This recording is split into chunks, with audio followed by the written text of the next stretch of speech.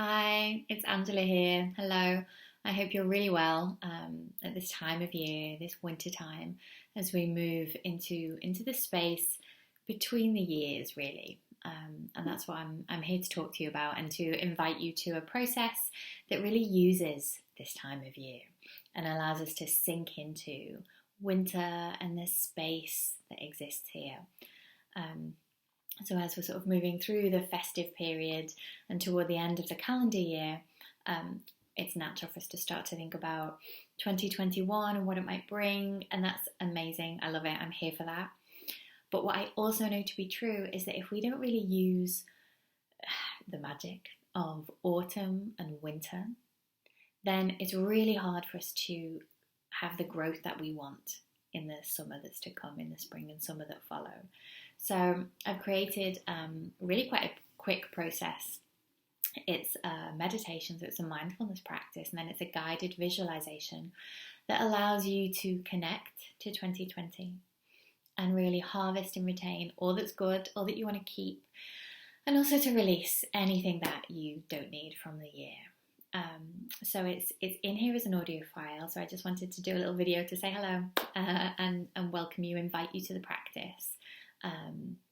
So it takes, I think the audio file is about like 35 minutes. Some of it's just to prep and get you into it, and then some of it is some journaling at the end. So the practice itself is probably more like 25 minutes.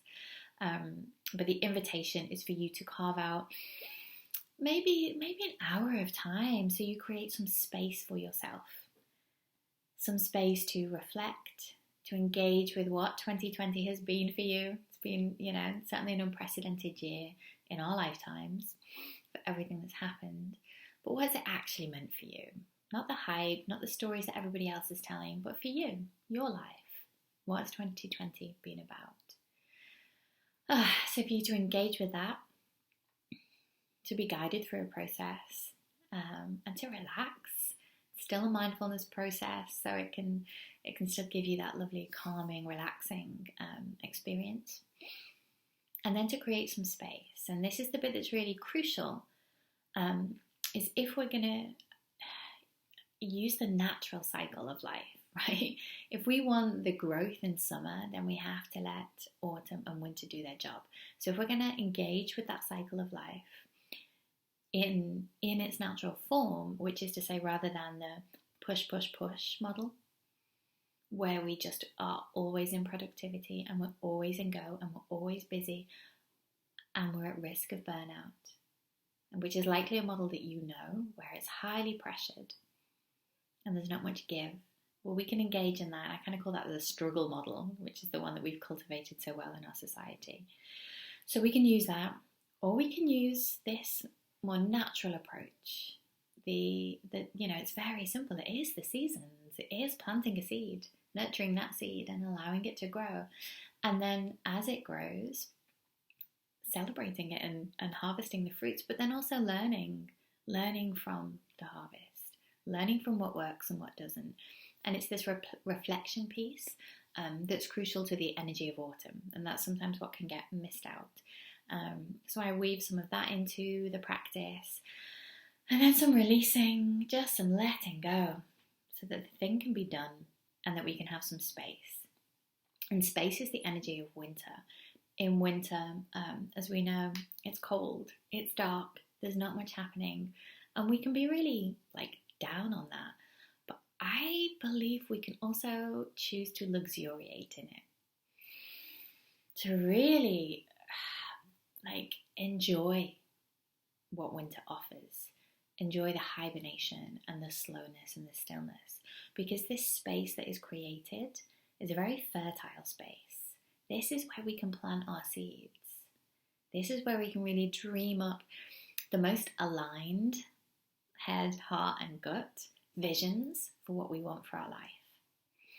So in this practice, we create some space, and I really invite you to luxuriate in that space. Use it, especially in this time between the years.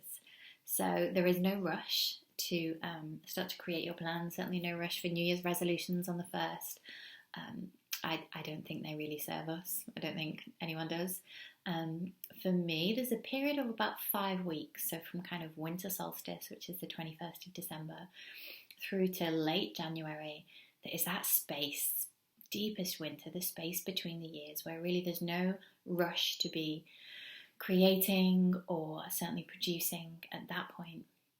Really, that's a time to be dreaming and getting really aligned, turning within, getting stiller and slower and calmer and going deeper to listen to that inner voice. So this practice is certainly one opportunity to do that. There are many, many more, and there are other practitioners that can guide you, but if you'd like any more guidance on how to go deeper, how to listen to the inner voice, please always drop me a line. I can send you another practice, or we can have a chat. But yeah, this is a chance to luxuriate in winter and allow its magic to happen, so that you can harvest all that is good from 2020 and release what has been a year of your life, however you define it. It's been a year of life, which we can always be grateful for. So I hope you enjoy, and I just send you all my best wishes.